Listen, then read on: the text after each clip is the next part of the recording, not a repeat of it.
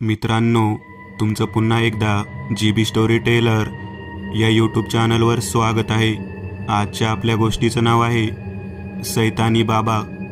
लेखक नरेंद्र कुलकर्णी. पण गोष्ट सुरू करण्याआधी जर कोणी या चॅनलवर पहिल्यांदाच आलेले असाल तर त्यांनी ह्या चॅनलला सबस्क्राईब करायला विसरू नका.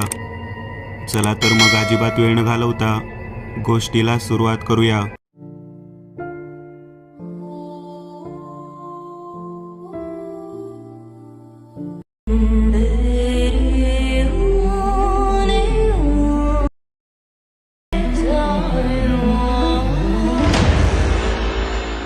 सैतानाच्या नावानं काही वाढ गमाई.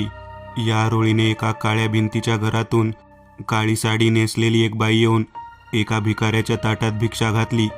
कोणत्याही नवीन माणसाला आश्चर्य वाटेल असे ते दृश्य होतं. मुळात देवाच्या नावानं वाढ म्हणण्याऐवजी सैतानाच्या नावानं वाढ असं का म्हटलं जातं हा प्रश्न प्रत्येक नवीन माणसाला पडतो. पण जे लोक या गावात राहतात त्यांना मात्र याचं नवल वाटत नव्हतं. कारण गेली कित्येक वर्ष ही आरोळी गावकऱ्यांच्या कानावर पडत होती आणि गावाचे नावसुद्धा तसंच होतं, सैतानगडी. या गावातून कोणतीही व्यक्ती गावाबाहेर जाऊ शकत नव्हती आणि गावाबाहेर जाऊन रात्री 12पर्यंत आला नाही तर त्या व्यक्तीचे प्रेत वडाच्या झाडाला टांगलेले दिसे.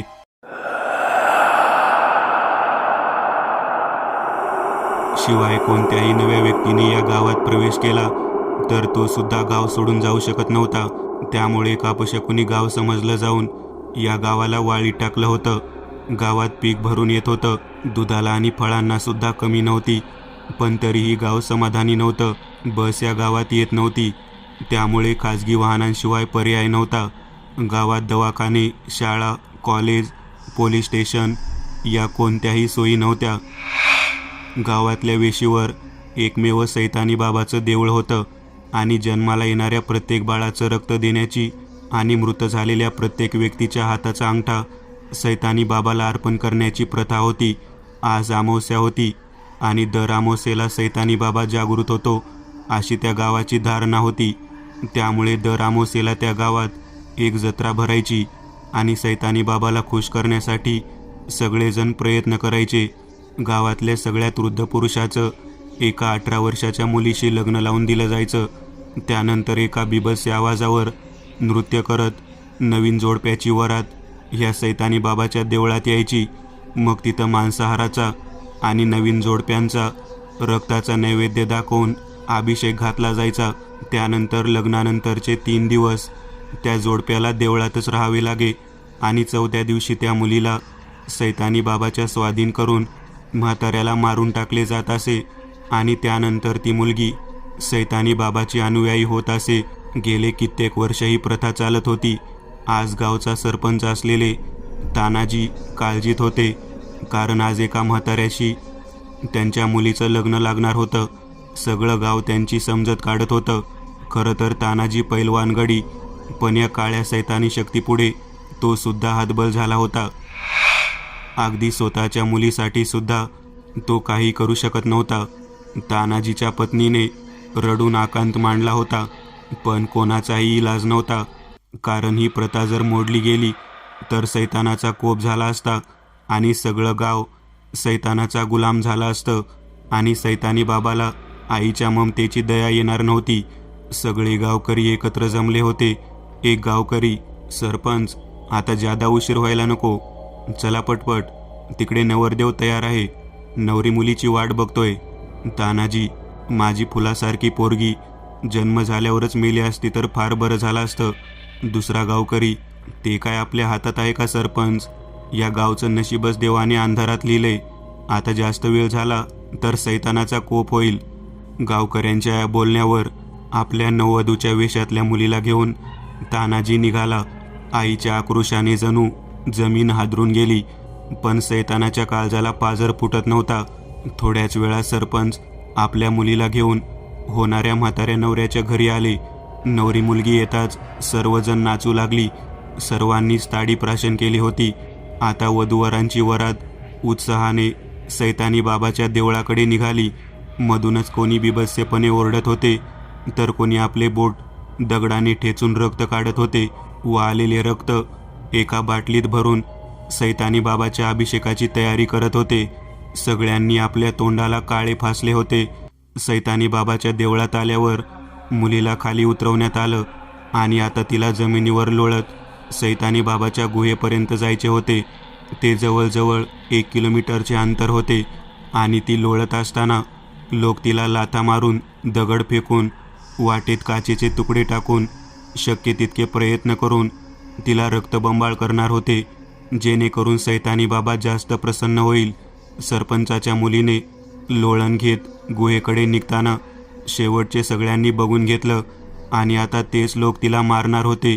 मुलीने लोळून घ्यायला सुरुवात केली तसे लोक काट्या घेऊन तिच्या मागे धावू लागले, लाथा मारू लागले. गुहेपर्यंत येईपर्यंत ती मुलगी रक्तबंबाळ झाली होती. तिच्या अंगावरच्या नवीन साडीचे फाटून लक्तर झालं होतं. फक्त नवरा नवरीला गुहे सोडून बाकीचे देवळात आले. त्यांनी मांसाहाराचा नैवेद्य दाखवून सैतानी बाबाच्या मूर्तीवर रक्तांचा अभिषेक केला. नवरा नवरी आता गुहेत होते. त्यांच्या भोवती विद्रूप सैतानी बाबाच्या अनुयायाचा घेराव होता आणि एका अनुयायीने म्हाताऱ्या नवऱ्याला भाल्याने डिचवले. तसा तो म्हातारा उठला आणि त्याने मुलीच्या गालाचा चावा घेऊन त्यातून रक्त काढलं. तशी ती मुलगी किंचाळली. तो दिवस तो म्हातारा त्या मुलीच्या सगळ्या शरीराचे चावे घेत होता. 3 दिवस पूर्ण झाले तेव्हा म्हातारा बाहेर गेला. रक्तस्राव भरपूर झाल्यामुळे ती मुलगी बेशुद्ध पडली आणि त्या मुलीला शुद्ध आली तेव्हा ती एका होमाजवळ होती आणि एका किळसवाण्या चेहऱ्याच्या आणि दाढी वाढलेला पुरुष तिच्याकडे जिभल्या चाटत बघत होता. तिने सुटण्याचा प्रयत्न केला पण तिचे केस त्या माणसाच्या हातात होते, त्यामुळे ती हतबल झाली.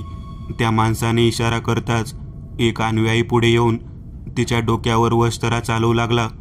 तशी ती ओरडू लागली. मध्येच तिच्या मानेवरून वस्तरा फिरवून रक्त त्या माणसाला चाटायला देत होती. हाच तो सैतानी बाबा. शशांक, उठणारे, 8 वाजलेत. शिल्पाच्या आवाजाने सगळी सोसायटी दुमदुमून गेली. शशांक आणि शिल्पा एक प्रेमविवाह झालेलं जोडपं. शशांक स्वतः एक बांधकाम व्यावसायिक तर शिल्पा एक वृत्तपत्रात बातमीदार होती. पुण्यात एका उच्चभ्रू सोसायटीमध्ये त्यांचा फ्लॅट होता. लग्न नुकतंच झालं असल्यामुळे सध्या तरी दोघेच होते. शशांक अजूनही झोपेत असलेला बघून शिल्पाला थट्टा करायची लहर आली आणि तिने बाटलीमधील पाणी शशांकच्या तोंडावर ओतलं. तसा शशांक खडबडून जागा झाला. ही कोणती पद्धत आहे उठवायची शिल्पा? आणि मुळात आज उठायचं का आहे? रविवार आहे ना आज? हो, पण आज मला एका खेडेगावात जायचं आहे. तिथल्या लोकांवर एक वेबसिरीज बनवते आहे. आमचं वृत्तपत्र, त्यासाठी सगळी माहिती मला गोळा करायची आहे. शिल्पा, म्हणजे तू आज घरी नाहीस? तेच सांगण्यासाठी तुला कधीपासून जागा करायचा प्रयत्न करते आहे. बरं, कुठं जायचं ठरवलं आहेस? बऱ्याच शोधानंतर हे गाव सापडलं आहे. इथून फक्त 120 किलोमीटर. गावाचं नाव आहे सैतानगडी. इंटरेस्टिंग ना? असं काय आहे त्या गावात? त्या गावातल्या प्रथा खूप वेगळ्या आहेत. तिथं दर अमावस्येला जत्रा भरते म्हणे आणि त्या गावात एकमेव देऊळ सैतानी बाबाचं आहे. त्या गावातले लोक सोडून जाऊ शकत नाही आणि बाहेरगावी गेलेला गावकरी जर रात्रीपर्यंत परत आला नाही तर रात्री 12 वाजता त्याचे प्रेत वडाच्या झाडाला टांगलेले असते. आणि सगळ्यात महत्त्वाचं, बाहेरगावचा जरी कोणी त्या गावात आला तर तो सुद्धा त्याच गावात अडकून पडतो. किती अंधश्रद्धा आहे ना या गावातल्या लोकांच्या. आणि अजून बऱ्याच प्रथा आहेत त्या गावात आणि त्या सगळ्यांची माहिती घेण्यासाठी मी त्या गावी चालले आहे. शिल्पा, अगं कोणी सांगितलं आहे परीक्षा घ्यायला? किती धोका आहे तिथं. दुसरं कोणी नाही का ऑफिसमध्ये तिथे जायला? आणि ऑफिसमधल्या सगळ्या पुरुषांनी काय बांगड्या भरल्यात का? आणि मुळात तुमच्या संपादकांनी तुला अशा ठिकाणी एकटी जायला परवानगी दिली कशी काय? बाकीचं मला नाही माहिती. तू जायचं नाहीस. शशांक, तुला माझा स्वभाव माहीत आहे ना. आव्हान स्वीकारायला मला खूप आवडतात आणि मुलगी असले तरी मी किती धाडसी आहे तुला माहीत आहे. मी एकटी जात नाही आहे. माझ्यासोबत नेत्रा, पराग आणि पांडू आहेत. ही एक न्यूज कव्हर झाली तर फार मोठा फायदा माझ्या करिअरला होईल. अगं पण माझं काय? माझा जीव टांगणीला नाही का लागणार इथं? का? माझ्यावर विश्वास नाही का तुझा? तूच म्हणायचा ना की मी मर्दानी झाशीची राणी आहे. हो, मान्य आहे. मग मी पण येणार तुझ्यासोबत, चालेल का? तिथे काय व्हेकेशन किंवा हनीमून आहे का तुला सोबत न्यायला? शिवाय इथल्या चालू असलेल्या तुझ्या प्रोजेक्टचं काय? नको रे इतकी काळजी करूस. तुला माहीत आहे ना, संमोहनास्त्रापासून ते ब्रह्मास्त्रापर्यंत सगळे अस्त्र आहेत माझ्याकडे. शिवाय बाकीची पण आहेत की सोबत. अजूनही विचार कर, जायलाच हवं का? एखादी न्यूज नाही कव्हर करता आली तर चालणार नाही का? किंवा दुसऱ्या कोणाला पाठवलं तर नाही का चालणार? मी बोलू का संपादकांशी? शशांक, मी स्वतःहून हा जन्म स्वीकारला आहे. प्लीज आज अडवू नकोस मला. यानंतर मी तुझ्याकडे काहीही मागणार नाही, पण आज जायची परमिशन दे प्लीज. ठीक आहे, जाताना माझा रिव्हॉल्वर घेऊन जा. स्वतःची काळजी घे. सतत फोनवर संपर्कात राहा आणि तसं काही वाटलं तर कॉल कर लगेचच. मी येईल तुझ्याजवळ याची खात्री आहे मला. आणि मला तुझी बुलेटची चावी लागेल. बुलेट? तू बाईकवर जाणार आहेस? अरे तिथं प्रत्येक वेळी काय प्रेसची गाडी काढत बसायची का? आणि माझी स्कूटी इतक्या लांब जाणार नाही. घे बुलेटची चावी, पण फास्ट चालवायची नाही अजिबात, हायवे आहे म्हणून. नक्की डिअर, असं म्हणत तिने शशांकच्या गालावर ओठ टेकले आणि ती स्वतःची बॅग भरू लागली.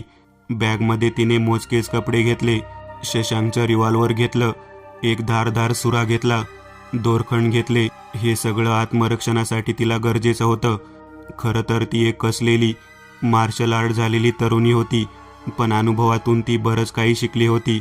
शिवाय बॅगमध्ये चटणीपूड घ्यायला ती विसरली नाही. ऐनवेळचे ते हक्काचं अस्त्र होतं. तिने आता स्वतःचे आवरायला सुरुवात केली. काळी जीन्स, निळा टॉप आणि काळ्या जॅकेटमध्ये ती अजूनच डॅशिंग दिसत होती. तिने आपल्या व्यक्तिमत्वाला साजेसे असे आपले केस खांद्यापेक्षाही वर येतील इतके बारीक केले होते. ती तयार होऊन बाहेर आली तेव्हा शशांक तिला त्या मर्दानी रूपाकडे क्षणभर बघतच राहिला. आणि हे शिल्पाच्या लक्षात आलं. मिस्टर शशांक, सध्या तरी रोमांस करायला वेळ नाही. 8 दिवसानंतर अपॉइंटमेंट घ्या, असं म्हणत मिश्किलपणे हसत तिने डोळ्यावर गॉगल चढवला आणि ती तिच्या ऑफिसच्या दिशेने निघाली. ऑफिसमध्ये सगळे तिचीच वाट बघत होते. पराग, शिल्पा, तू बुलेटवर येणार आहेस? हो, कारण तिथं धावपळीत प्रत्येक वेळी रस्त्यावरून कार जाईल याची शाश्वती नाही. मग मी बुलेट घेतो, तू कारने ये. नको, कारण जाता जाता सगळा परिसर मला बघायचा आहे. मात्र गावाच्या वेशीवर माझ्या अगोदर गेलास तर माझी वाट बघा, मी आल्याशिवाय जाऊ नका. आणि इतर आवश्यक सूचना देत शिल्पा सैतानगडीच्या दिशेने निघाली. आणि पुढे काय होणार आहे याची काही कल्पना कोणाला नव्हती. शशांकने त्याचा सगळा आळस त्या दिवशी झोपून घालवला. आज तो एकटा असल्यामुळे जेवण पार्सल मागवलं आणि तो वेब सिरीज बघत बसला. त्याने आईला शिल्पा आज कामासाठी बाहेरगावी गेल्याचे सांगितलं, पण गावाचं नाव मात्र सांगितलं नाही. कारण सैतानगडी हे गाव तसं सगळ्यांनाच माहीत होतं. त्यामुळे आईला विनाकारण टेन्शन देण्याची त्याची इच्छा नव्हती. शिल्पाला पोहोचायला कमीत कमी 2-2.5 तास लागणार होते आणि त्याआधी तिला फोन करणं त्याला योग्य वाटत नव्हतं. त्यामुळे त्याने मित्रांशी बोलण्यात वेळ घालवला आणि जेवण करून पुन्हा झोपला. बुलेटवर असलेल्या शिल्पाकडे प्रत्येकजण कुतूहलाने बघत होता. त्याच्या मागे ऑफिसच्या व्हॅनमधून बाकी सगळे येत होते. शिल्पाने चहाच्या एका टपरीवर गाडी थांबवली. पाठोपाठ व्हॅनसुद्धा थांबली आणि सगळे खाली उतरले.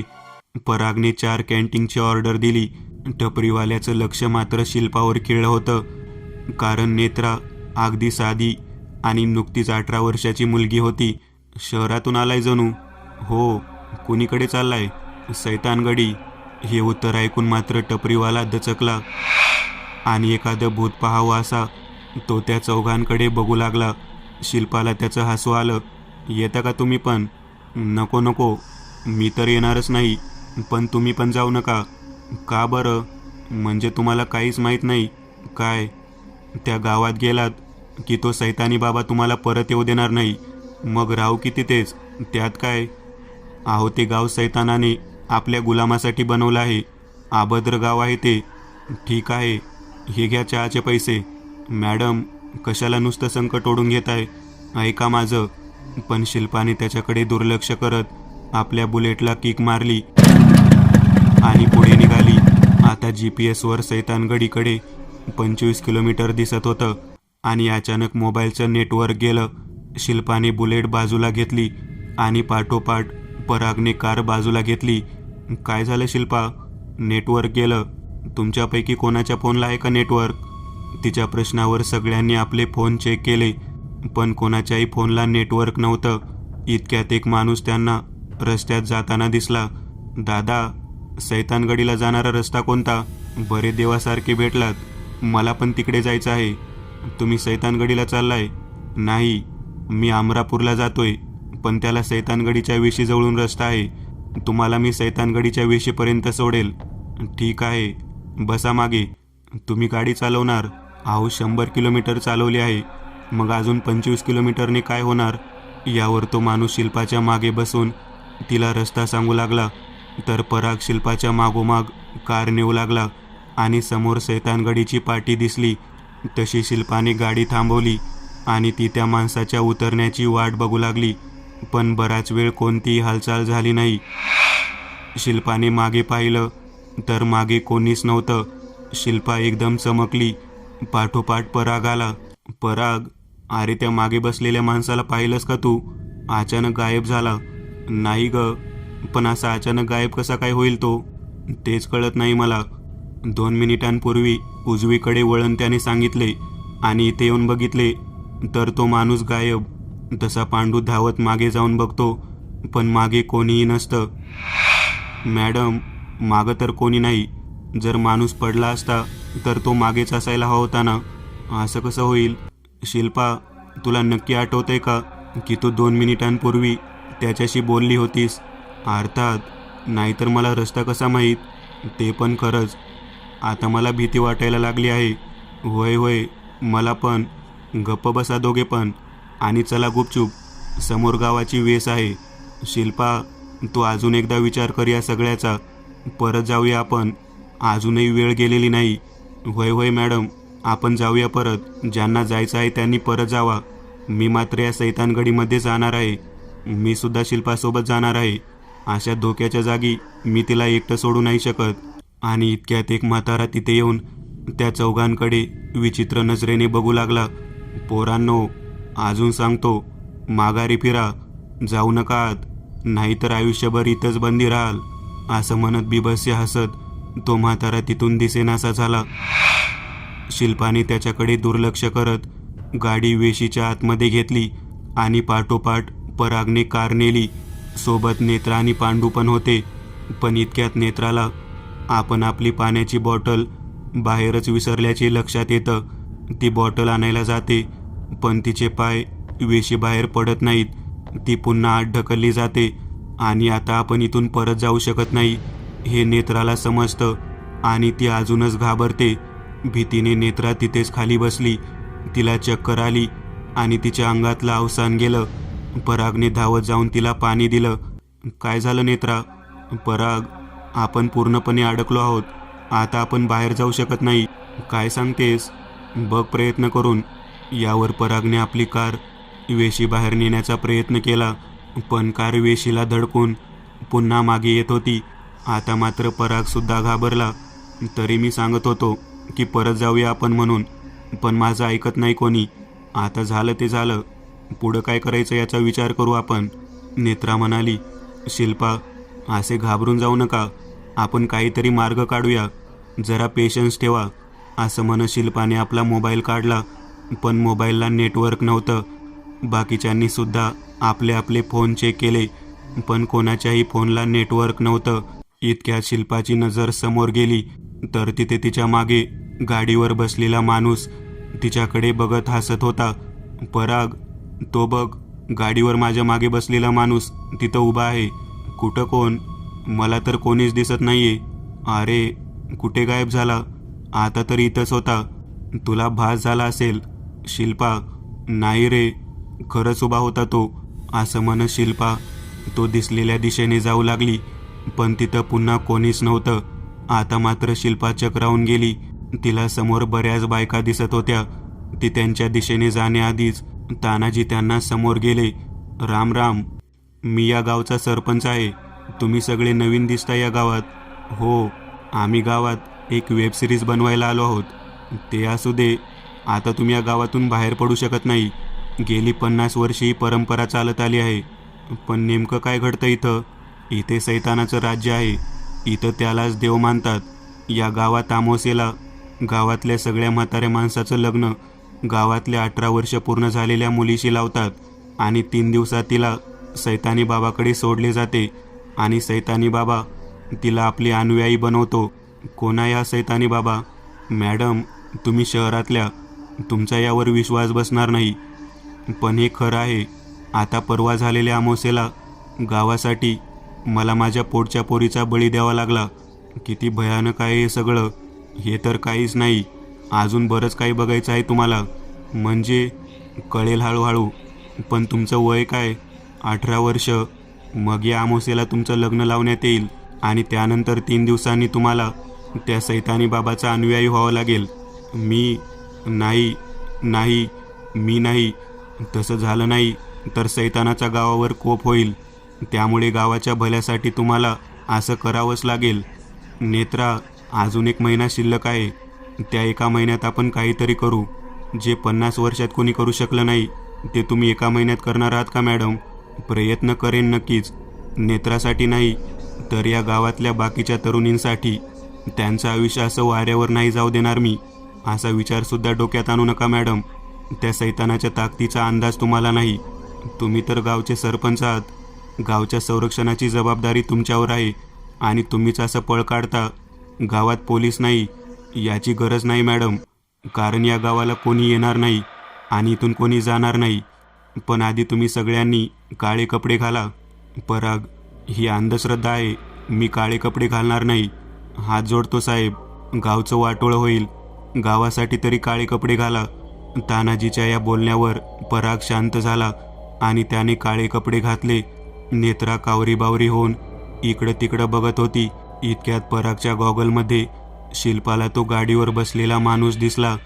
पण यावेळी मात्र शिल्पाने पाठीमागे वळून न बघता खालचा दगड पाठमोऱ्या स्थितीतच त्या माणसाच्या दिशेने भिरकावला.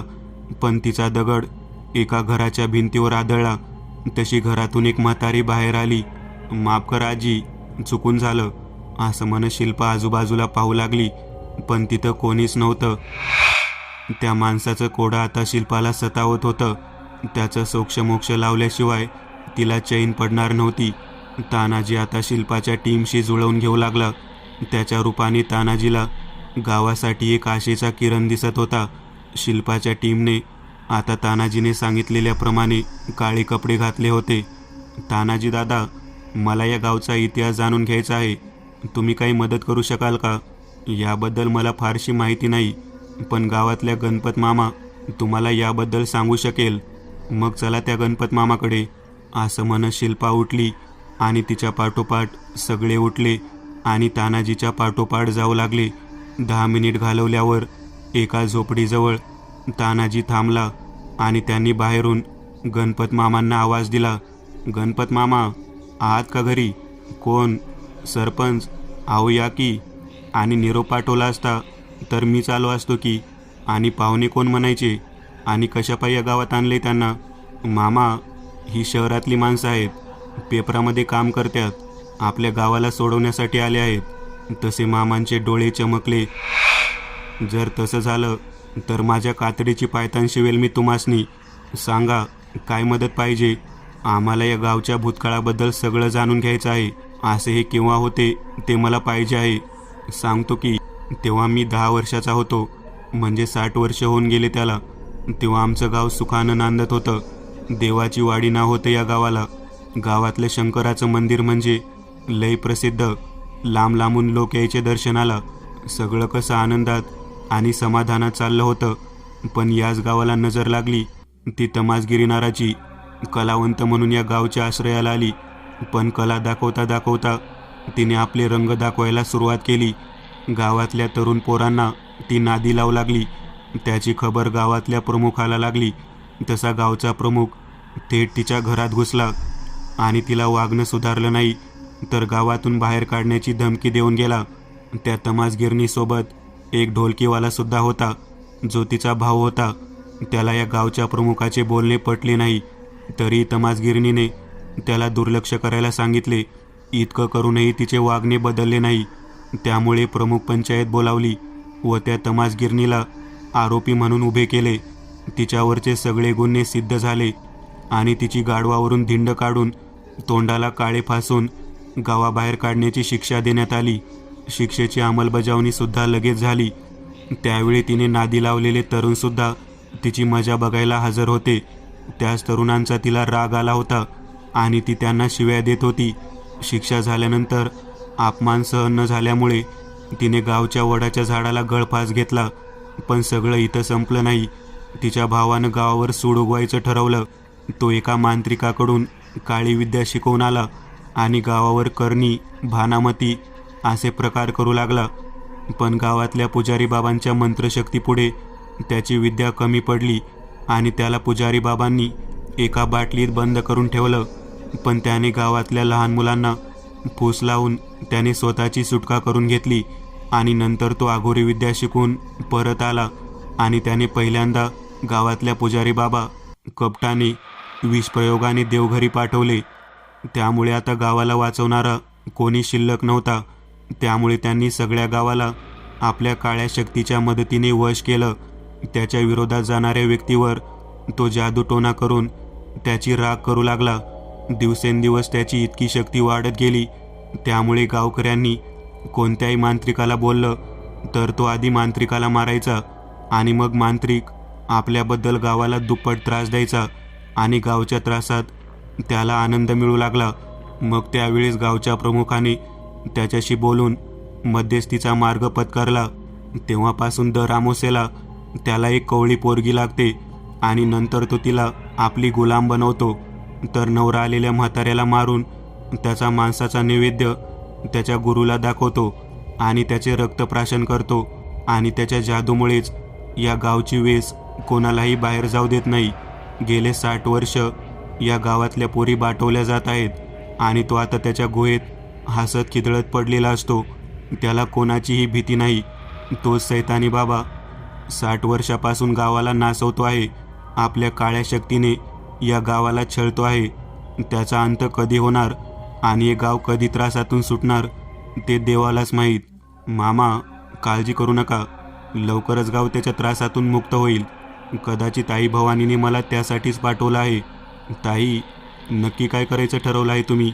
या अमावास्येला नवरी बनून त्याच्या गुहेत मी जाणार आणि म्हाताऱ्याचं सोंग घेऊन पराग माझ्यासोबत येईल. का जीवावर उदार झालाय तुम्ही दोघे? असल्या भेकडासारखं जगण्यापेक्षा मरण कधीही चांगलं. निदान मला प्रयत्न तर करू दे.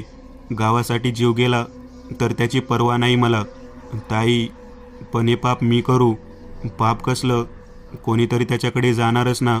त्याच्या जागी फक्त मी जाणार आहे. तुम्ही माझी काळजी करू नका. असं म्हणत शिल्पा तिथून बाहेर पडली आणि तिच्या पाठोपाठ सगळे बाहेर पडले. सैतानगडीत गेलेल्या एकाही कर्मचाऱ्याचा फोन लागत नसल्यामुळे संपादक काळजीत पडले होते. एक नाही तर 4 जीवांना धोका आहे हे त्यांच्या लक्षात आलं होतं. आता त्यांनी पोलीस स्टेशनकडे धाव घेतली आणि आपले निवेदन दिले. पण पोलीस त्याकडे दुर्लक्ष करू लागले. हे लक्षात आल्यावर त्यांनी आपल्या वृत्तपत्रातून हा सगळा प्रकार जनतेसमोर आणला आणि त्यामुळे आता पोलिसांना लक्ष देणं भाग होतं. त्याच दिवशी पोलीस मुख्यालयात DSPनी मीटिंग बोलावली. सगळे पोलीस तिथे हजर होते. DSPने त्या सैतानगडीला जाण्यासाठी 2 इन्स्पेक्टर व 2 हवालदार अशी 4 जणांची निवड केली होती. आजच ते 4ही जण सैतानगडीकडे रवाना होणार होते. त्यात पहिले होते इन्स्पेक्टर रणजित, 6.5 फूट उंच, पिळदार शरीरयष्टी, सावळा वर्ण, निगड्या छातीचे इन्स्पेक्टर. भीती काय जणू नव्हती त्यांना आणि अगदी निशस्त्र असले तरी ते एखाद्या शस्त्र असलेल्या दरोडेखोराला देखील भारी पडायचे. दुसरी होती इन्स्पेक्टर गीता भोसले, दिसायला एखादी हिरोईन, पण निशाणा इतका अचूक की 10 मीटरवरचा जांभळसुद्धा अचूक टिपायची. शिवाय बातम्या काढून समोरच्याला अंधारात ठेवण्यात तिचा हातखंडा होता. तिसरे होते कॉन्स्टेबल रमेश वाघ, पोलीस डिपार्टमेंटमधले सगळ्यात चपळ व्यक्तिमत्व. अगदी विजेच्या वेगाने हालचाली करण्यात ते पटाईत होते. चौथ्या होत्या कॉन्स्टेबल जया साळुंके, नकला करण्यात आणि कोणतेही सोंग घेण्यात आणि कोणाचाही आवाज काढण्यात त्या पटाईत होत्या. DSPने मोठ्या विश्वासाने या चौघांची निवड केली होती. आता सैतानगडीला वाचवण्याची मोठी जबाबदारी या चौघांवर होती. शिवाय सैतानगडीत अडकलेल्या शिल्पा आणि त्यांच्या टीमला त्यांना सुखरूप बाहेर काढायचं, त्यांना सुखरूप मुक्त करायचं होतं. जबाबदारीचं खूप मोठं ओझं घेऊन सैतानगडीच्या दिशेने निघाले होते. आज त्यांच्यासाठी पोलीस व्हॅन नसून कार होती, कारण हे चौघे पोलीस आहेत हे गुप्त ठेवायचं होतं. पुढे बसलेली आणि जीन्स टॉप घातलेली गीता एखादी हिरोईन वाटत होती. त्यांचं सुद्धा GPS 25 किलोमीटर आधी बंद पडलं. त्यांना सुद्धा तोच माणूस दिसला. कॉन्स्टेबल रमेशने त्याला सैतानगडीचं विचारलं, पण त्यावेळी मात्र त्याने फक्त हाताने इशारा करत वाट दाखवली. हवालदार रमेशने त्याच्याशी संवाद साधण्याचा प्रयत्न केला, पण त्याने आपण मुके असल्याचे इशाऱ्याने सांगितले. थोडे अंतर कापताच त्यांच्या गाडीला एक वेडा आडवा गेला. इन्स्पेक्टर रणजितने ब्रेक मारताच तो हसत पुढे धावला. रणजितला आश्चर्य वाटले, कारण त्याच्या हालचाली खूपच चपळ होत्या. रणजितने रमेशला खून करताच रमेश त्याच्या पाठलागावर धावला आणि काही क्षणात परत आला. काय खबर साहेब, सैतानगडीच्या हद्दीत घुसलाय तो. चला, म्हणजे सावध टप्प्यात आहे म्हणायचं. सर, तुमचा त्याच्यावर संशय आहे? खरा आरोपी मिळेपर्यंत सगळ्यावर संशय आहे माझा. मग अटक का नाही केली त्याला? कारण ती फक्त मोहरा असण्याची शक्यता आहे. त्याच्या मदतीने आपण खऱ्या सूत्रधारापर्यंत पोहोचणार आहोत, असं म्हणत रणजितने गाडी सुरू केली. आणि आता ते सैतानगडीच्या हद्दीत आले. शहरातील अजून आलेले लोक बघून तानाजी आणि शिल्पाला आश्चर्य वाटलं. शिल्पा त्यांना सामोरी गेली. तुम्ही तर शहरातले दिसताय, चुकून या सैतानगडीत आलात काय? नाही, मी इन्स्पेक्टर रणजित आणि हे माझे सहकारी गीता, रमेश आणि जया. आम्ही या गावात आलेल्या पत्रकारांच्या टीमला शोधण्यासाठी आलो, त्यांना बाहेर काढण्यासाठी आलो आहोत. पण तुम्ही? मीच रिपोर्टर शिल्पा आणि हे माझे सहकारी पराग, नेत्रा आणि पांडू. ओ थँक गॉड, तुम्ही सुरक्षित आहात. आता तरी आहेत, पण उद्याचा भरोसा नाही. मी या गावचा सरपंच आहे. बरं झालं तुमची भेट झाली. आता मला नीट सांगा, काय काय प्रकार घडतात इथं? यावर तानाजीने घडत असलेले सर्व प्रकार सांगितले. तसेच तिथल्या प्रथासुद्धा सांगितल्या. शिल्पा, या मोसेला तू नाही, मी जाणार त्या गुहेत. मी संरक्षण करेल स्वतःचं. नाही मॅडम, तुमच्यासारख्या जीवाची बाजी लावणाऱ्या पोलिसांची देशाला गरज आहे. आणि संरक्षणाचं म्हणाल तर मी मार्शल आर्टची गोल्ड मेडलिस्ट आहे. शिल्पाच्या या बोलण्यावर गीता कौतुकाने तिच्याकडे पाहू लागली. त्यापेक्षा एका महिन्यात आपणच यामागचं रहस्य शोधून सगळे सुखरूप घरी जाऊ आणि गावाला पण मुक्त करू. रणजितच्या बोलण्यामध्ये सगळ्यांना आत्मविश्वास जाणवत होता. त्याने रमेशला बाहेर पडण्याचा प्रयत्न करण्याचा आदेश दिला, पण चपळ रमेशसुद्धा यात यशस्वी झाला. आता मात्र रणजित विचारात पडला. त्याला यामागचं रहस्य शोधण्याचा निश्चय केला आणि रणजितच्या टीमने सुद्धा तानाजीच्या सांगण्यानुसार काळे कपडे घातले. आता रणजितची टीम आल्यामुळे शिल्पाचा आत्मविश्वास वाढला होता. आता दोघांनी मिळून रात्रभर गस्त घालायची ठरवली. लवकरच काहीतरी पुरावा हाती लागेल अशी आशा रणजितला होती. आणि ठरल्याप्रमाणे पहिल्यांदा रात्री पराग आणि नेत्रा पहारा देऊ लागले. रणजितचे कान अगदी बारीकशी चाहूलसुद्धा टिपत होती आणि इतक्यात त्याला एक पांढरी आकृती बाहेर पडताना दिसली. शशांक आणि शास्त्री गुरुजी त्यांच्या 3 शिष्यांसह सैतानगडीकडे निघाले. गाडीतच महाराजांनी मंत्रघोष सुरू केला. त्यामुळे गाडीत एक सकारात्मक ऊर्जा निर्माण झाली आणि त्यांच्या बाबतीतसुद्धा हेच घडलं. 20 किलोमीटर अलीकडे GPS बंद पडलं आणि शशांकला पुन्हा तोच माणूस दिसला. शशांकने पत्ता विचारला असता हाताची खून करून त्याने पत्ता सांगितला आणि तो माणूस लगेच निघून गेला. तसे शास्त्री गुरुजी अस्वस्थ झाले. गुरुजी, शशांक, त्या माणसाचा पाठलाग कर. शास्त्री गुरुजी, पण इथं मी सांगेन तितकंच ऐकायचं, त्यातच तुमचं भलं आहे. यावर काही न बोलता शशांकने गाडी रिव्हर्स घेतली, पण तो माणूस रस्त्याने कुठेच दिसला नाही. शशांकला आश्चर्य वाटलं. गाडीपेक्षा वेगाने हा कसा काय चालला असा प्रश्न त्याला पडला. शास्त्री गुरुजी, हा तर गायब झाला. याची कल्पना मला होतीच, असं म्हणत शास्त्री गुरुजींनी डोळे बंद करून मंत्र म्हणत आपल्या झोळीमधली राख रस्त्यावर टाकली. तसा एक चक्राकार मंडळात अडकलेला तो महाराजांच्या समोर आला आणि किंचाळू लागला, सोड मला, याचे परिणाम चांगले होणार नाहीत. माझ्या गुरूंना हे समजलं तर सगळी सैतानगडी पेटवतील ते. सोड मला अगोदर. म्हणजे तू त्याच्या काळ्या शक्तीचा अनुयायी आहेस तर? होय, पण तुम्हाला सांगतो, तुम्ही परत जावा. अजून वेस ओलांडली नाही तुम्ही. एकदा का वेस ओलांडलीत की तुम्ही परत फिरू शकणार नाही आणि कोणीही तुम्हाला वाचवू शकणार नाही. म्हणून सांगतो, मागे फिरा. आम्हाला परत जायचं नाहीये. आम्ही या गावाला मुक्त करूनच जाणार आहोत. महाराजांच्या या बोलण्यावर तो माणूस खदखदून हसला. म्हाताऱ्या, मागच्या वेळचा पराभव विसरलास काय? पाठीला पाठ लावून पळून गेला होतास ना सैतानगडीमधून तू? हो, कारण त्यावेळी मी एकटा होतो आणि आता माझे अनुयायी माझ्यासोबत आहेत आणि मी त्या सैतानाच्या एका अनुयायाला गाठून मारणार आहे आणि त्याची शक्ती मी कमी करणार आहे. असं म्हणत महाराजांनी डोळे बंद करून मंत्र म्हणले आणि त्या माणसाच्या अंगावर झोळीतले तीर टाकले. तशी एका क्षणात त्या माणसाची राख झाली आणि गुरुजीचा चेहरा प्रसन्न झाला. सैतानाच्या गुहेत आज वातावरण आनंदाचं होतं.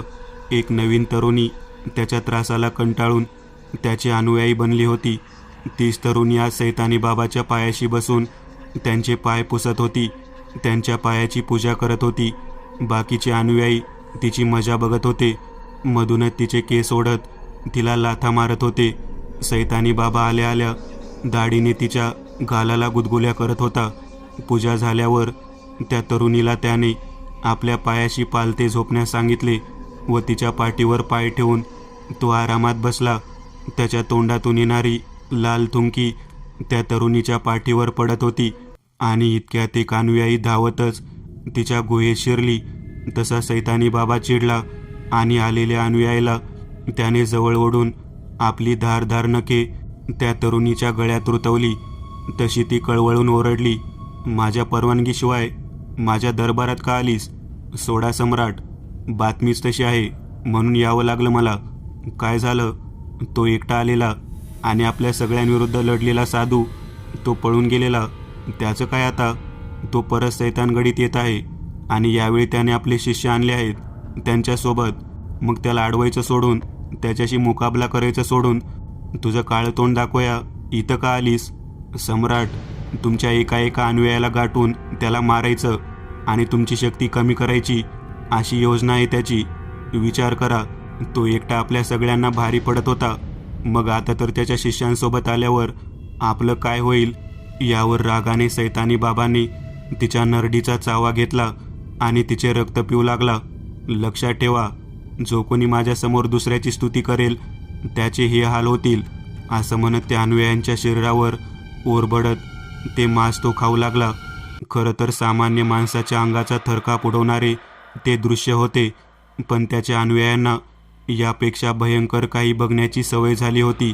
माझ्या प्रिय गुलामांनो, आता पुन्हा आपल्याला आपलं अस्तित्व दाखवायची वेळ आलेली आहे. त्या अधम साधूला कायमचं या जगातून संपवून आपलं साम्राज्य परत उभा करूया. सम्राटांच्या काळ्या साम्राज्याचा विजय असो, विजय असो. नुसता जय जयकार करून चालणार नाही. त्या साधूला वेशीत जाण्यापासून रोका. काही करून त्याला थांबवा. जा लवकर. तशी सैतान बाबाची आज्ञा मिळताच बरेचसे अनुयायी हवेत उडाले आणि शशांकच्या गाडीच्या दिशेने येऊ लागले. घडलेला सगळा प्रकार शशांक आश्चर्याने बघत होता.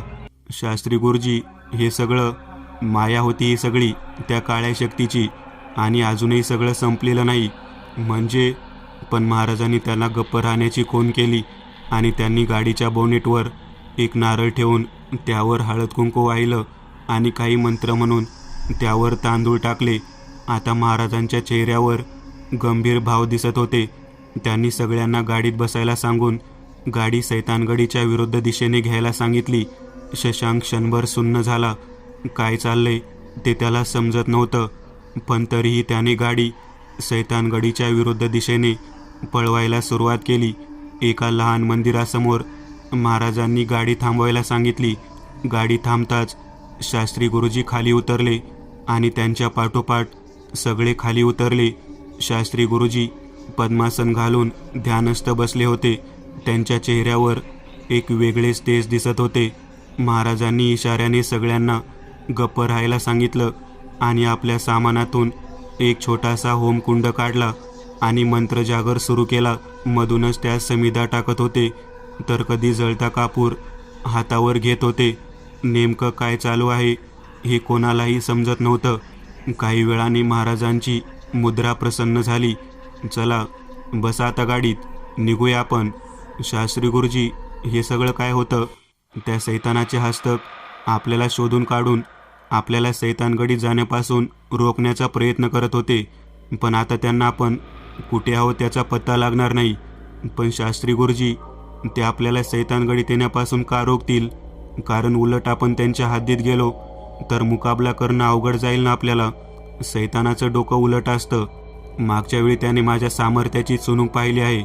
मी एकटा त्याच्यासह त्याच्या सगळ्या अनुयायांशी लढलो होतो आणि आता तर तुम्ही माझ्यासोबत आहेत. त्याला आपला अंतिम काळ जवळ आल्याची भीती वाटत आहे, त्यामुळे तो आपल्या सैतानगडीत येण्यापासून अडवतो आहे. यावर सगळ्यांनी महाराजांचा जय जयकार केला. सैतानाचे अनुयायी शास्त्री गुरुजी आणि त्यांच्या शिष्यांचा शोध घेऊन थकले आणि पुन्हा सैतानाच्या गुहेत आले. रिकाम्या हाताने आलेल्या अनुयायांवर सैतानी बाबा चिडला, पण त्याने आपल्या अनुयायांना काही केले नाही, कारण त्यांना मारून स्वतःची शक्ती त्याला कमी करायची नव्हती. त्याने शास्त्री गुरुजीच्या आत आपले अनुयायी वाढवून आपले सामर्थ्य वाढवण्याचा विचार केला, पण त्याला सुद्धा आता उशीर झाला होता, कारण शास्त्री गुरुजी शशांक आणि त्याच्या शिष्यांसोबत सैतानगडीत आले होते. सैतानगडी शास्त्री गुरुजी आपल्या अनुयायांसह गुहेत गेले. पाठोपाठ रणजित आणि शिल्पासुद्धा आपल्या टीमसोबत आले. शास्त्री गुरुजींनी आपल्या झोळीतून एक मंतरलेली कट्यार काढली. तोवर त्यांच्या अनुयायांनी सगळ्या सैतानांच्या हस्तकांना संपवलं आणि त्या कट्यारीपुढे आपलं काहीही चालणार नाही याची जाणीव सैतानी बाबाला झाली आणि तो गयावया करत शास्त्री गुरुजींना आपल्याला सोडून देण्याची गयावया करू लागला. पण शास्त्री गुरुजींनी आपल्या कट्यारीने सैतानी बाबाचे शिर धडापासून वेगळे केले आणि सैतानगडी गाव मुक्त झाले. मी एक नवीन चॅनल ओपन करत आहे, त्यावर तुम्हाला ॲनिमेटेड हॉरर स्टोरीज पाहायला मिळतील. त्या चॅनलची लिंक या व्हिडिओच्या डिस्क्रिप्शनमध्ये दिलेली आहे. चॅनलला सबस्क्राईब करायला विसरू नका. मित्रांनो, आज पुरतं एवढंच. तुम्हाला जर काही गोष्ट आवडली असेल तर नक्की लाईक करा. तुमच्यापैकी बरेचसे जण व्हिडिओ लाईक न करताच पळून जातात, पण हा जर व्हिडिओ तुम्ही लाईक केला तर मला जरा बरं वाटेल आणि असेच भारी भारी व्हिडिओ बनवायची माझ्यात एनर्जी येईल. त्यामुळे नक्की लाईक करा आणि अजूनही कोणी या चॅनलला सबस्क्राईब केलेलं नसाल तर लगेच सबस्क्राईब करून टाका आणि बाजूची घंटी ती मात्र दाबायला विसरू नका. देवाची घंटी आहे ती. चला तर मग पुन्हा भेटूया अशीच एक आगळी वेगळी गोष्ट घेऊन पुढच्या